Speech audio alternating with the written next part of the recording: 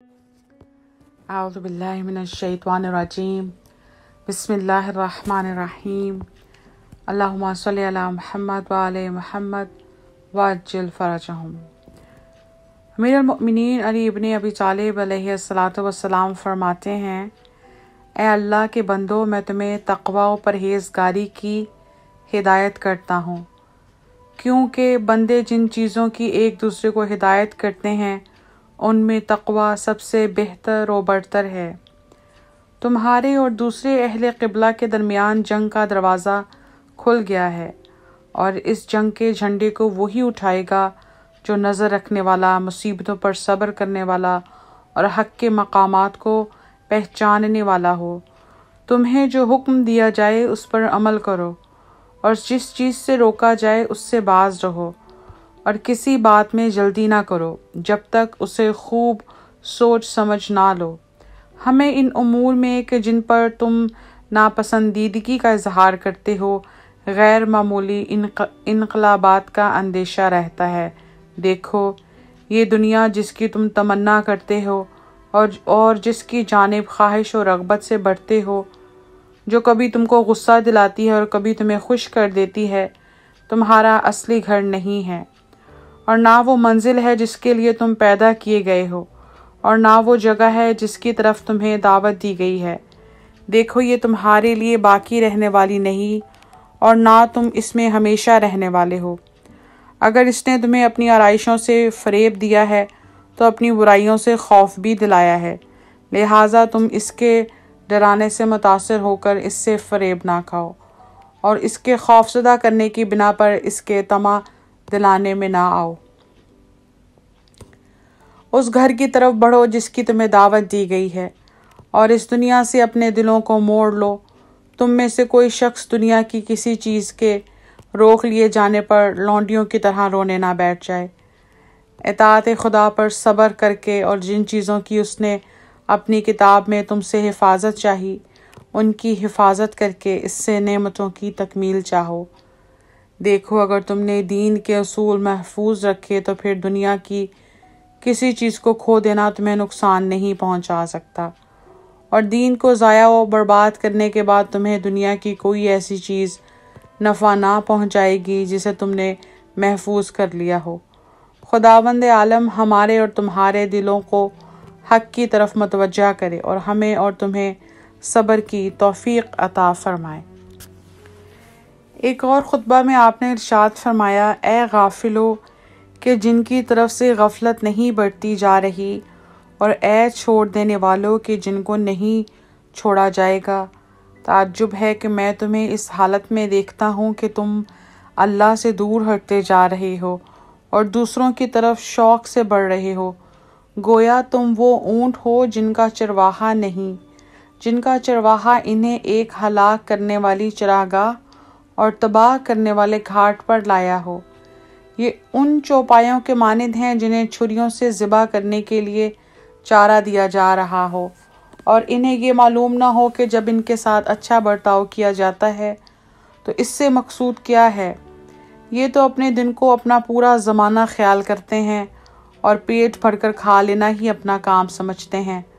خدا کی قسم، اگر میں بتانا چاہوں تو تم میں سے ہر شخص کو بتا سکتا ہوں کہ وہ کہاں سے آیا ہے اور اسے کہاں جانا ہے اور اس کے پورے حالات کیا ہیں، لیکن مجھے یہ اندیشہ ہے کہ تم مجھ سے کھو کر پیغمبر صلی اللہ علیہ وآلہ وسلم سے کفر اختیار کر لو گے۔ البتہ میں اپنے مخصوص دوستوں تک یہ چیزیں ضرور پہنچاؤں گا کہ جن کے بھٹک جانے کا اندیشہ نہیں۔ اس ذات کی قسم جس نے پیغمبر صلی اللہ علیہ وآلہ وسلم کو حق کے ساتھ مبعوث کیا اور ساری مخلوقات میں سے ان کو منتخب فرمایا، میں جو کہتا ہوں سچ کہتا ہوں کہ مجھے رسول اللہ صلی اللہ علیہ وآلہ وسلم نے ان تمام چیزوں اور ہلاک ہونے والوں کی ہلاکت اور نجات پانے والوں کی نجات اور اس امر کے انجام کی خبر دی ہے، اور ہر وہ چیز جو سر پر گزرے گی اسے میرے کانوں میں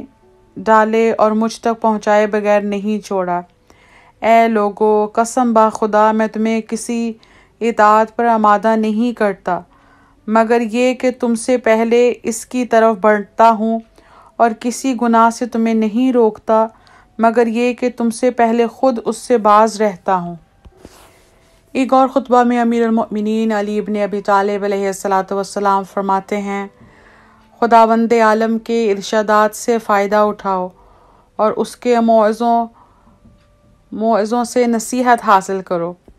اور اس کی نصیحتوں کو مانو، کیونکہ اس نے واضح دلیلوں سے تمہارے لیے کسی عذر کی گنجائش نہیں رکھی اور تم پر پوری طرح حجت کو تمام کر دیا ہے، اور اپنے پسندیدہ و ناپسندیدہ اعمال تم سے بیان کر دیے ہیں تاکہ اچھے اعمال بجا لاؤ اور برے کاموں سے بچو۔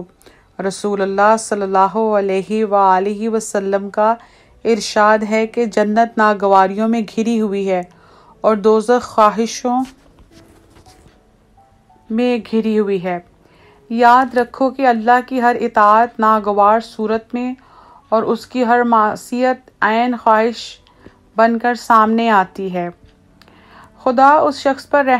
رحمت کرے جس نے خواہشوں سے دوری اختیار کی اور اپنے نفس کے ہواؤں کو جڑ بنیاد سے اکھیڑ دیا، کیونکہ نفس خواہشوں میں لامحدود درجہ تک بڑھنے والا ہے اور وہ ہمیشہ خواہش و آرزوئے گناہ کی طرف مائل ہوتا ہے۔ اللہ کے بندو، تمہیں معلوم ہونا چاہیے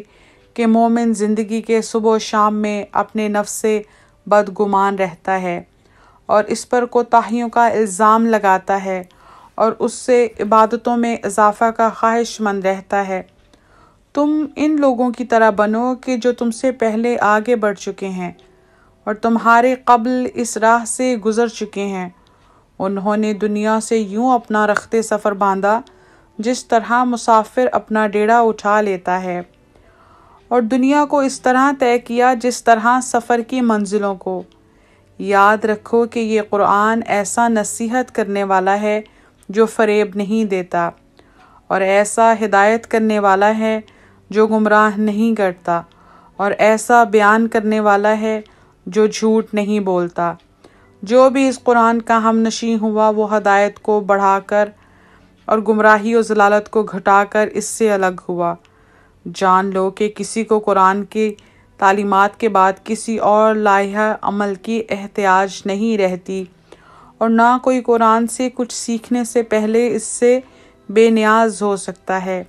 اس سے اپنی بیماریوں کی شفا چاہو اور اپنی مصیبتوں پر اس سے مدد مانگو۔ اس میں صفر و نفاق اور ہلاکت و گمراہی جیسی بڑی بڑی مرضوں کی شفا پائی جاتی ہے۔ اس کے وسیلہ سے اللہ سے مانگو اور اس کی دوستی کو لیے ہوئے اس کا رخ کرو اور اسے لوگوں سے مانگنے کا ذریعہ نہ بناؤ۔ یقیناً بندوں کے لیے اللہ کی طرف متوجہ ہونے کا اس جیسا کوئی ذریعہ نہیں۔ تمہیں معلوم ہونا چاہیے کہ قرآن ایسا شفاعت کرنے والا ہے جس کی شفاعت مقبول، اور ایسا کلام کرنے والا ہے جس کی ہر بات تصدیق شدہ ہے۔ قیامت کے دن جس کی یہ شفاعت کرے گا وہ اس کے حق میں مانی جائیں گی، اور اس روز جس کے عیوب بتائے گا تو اس کے بارے میں بھی اس کے قول کی تصدیق کی جائے گی۔ اللہم صلی علی محمد۔